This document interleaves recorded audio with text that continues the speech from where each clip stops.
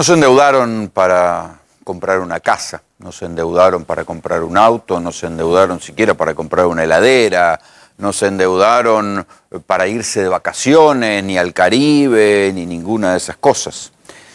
La mayoría de ellos se endeudaron para pagar tarifas, porque se les había subido tanto la luz o el gas que no sabían qué hacer y tenían que completar esa plata que les faltaba. Se endeudaron para pagar remedios porque el PAMI les dejó de cubrir una serie de medicamentos y entonces tenían que pagar 2, 3 lucas de medicamentos por mes y se empezaron a endeudar. Se endeudaron tal vez porque necesitaban comprar comida. Se endeudaron de esa manera porque la cosa venía mal, pero claro, pensaron que en algún momento la Argentina es tan loca, a veces está arriba, a veces está abajo, que la mano podía cambiar. Y entonces se fueron endeudando. ¿Quiénes son los jubilados, los pensionados, los beneficiarios de la asignación universal por hijo? No es un fenómeno marginal, estamos hablando a cifras oficiales de septiembre de este año de 7.700.000 personas. Y después vino el tramo final de la campaña electoral y la ANSES siguió dando préstamos a los jubilados, pensionados y beneficiarios de la asignación universal por hijo porque venían nuevamente las elecciones, o sea que así a hoy no sabemos exactamente cuántos son los que están endeudados con la ANSES. A septiembre del año pasado le debían todos ellos a la ANSES 3.000 millones de dólares.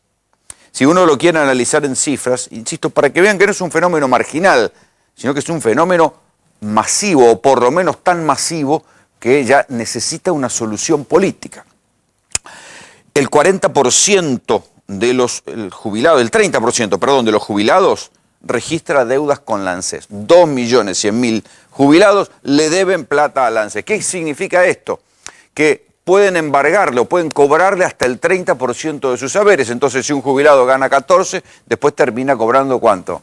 11.000, 10.000 pesos.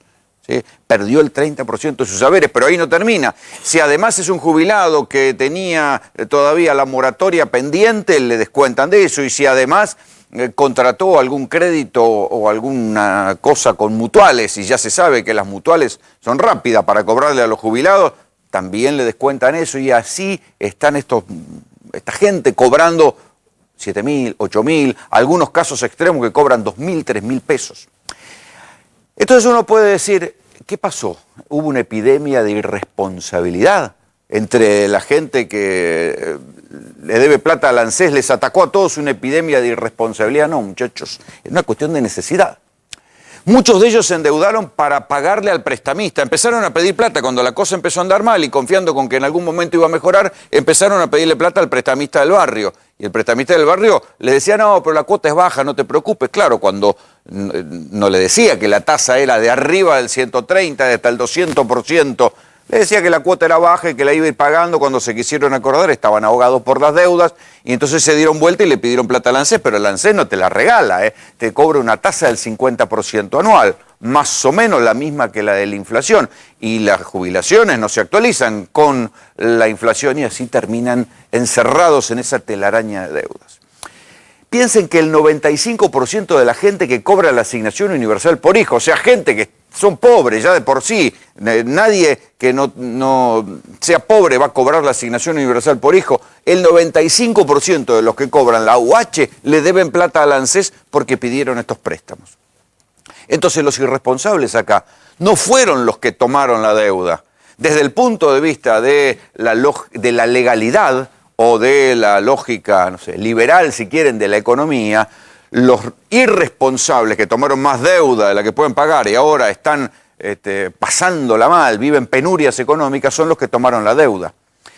Pero la tomaron por necesidad, no la tomaron para viajar al Caribe, la tomó la inmensa mayoría de ellos. Seguramente habrá alguna excepción, pero la inmensa mayoría de ellos tomaron esas deudas para subsistir, para sobrevivir.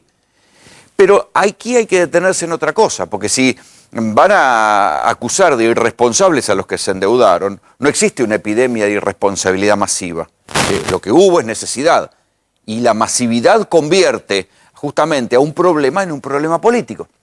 O sea que lo van a tener que resolver políticamente. Y esto es lo que empezó a esbozarse en el nuevo gobierno, que hay que resolver la situación de endeudamiento de los jubilados. ¿Cómo lo van a hacer? ¿Será con un préstamo a tasa baja? ¿Cómo harán para sacar del endeudamiento a esta gente? ¿Qué van a hacer? ¿Van a reperfilar la deuda al estilo de los bonistas? Bueno, no se puede. Algo van a tener que hacer con esta gente. Pero los irresponsables no fueron ellos. Porque también hay que recordar acá que en el año 2017, una de las herramientas fundamentales que tomó el gobierno de Cambiemos para ganar las elecciones de medio término fueron los préstamos del ANSES para los jubilados. Entonces, en aquel 2017 hubo préstamos fáciles a los jubilados, a los pensionados, a la gente que cobraba la UH, con la ilusión de que tenían plata fresca en el bolsillo y entonces salieron y había una especie de primavera económica que le permite a Cambiemos ganar las elecciones del 2017. Y lo volvieron a intentar en 2019. Ustedes recuerdan que nosotros contamos acá que incluso iba a haber una especie de subsidio trucho para los desocupados que no tenían ninguna otra cosa.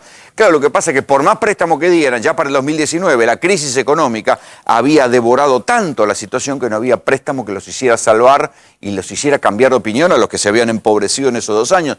Pero otra vez lo volvieron a intentar.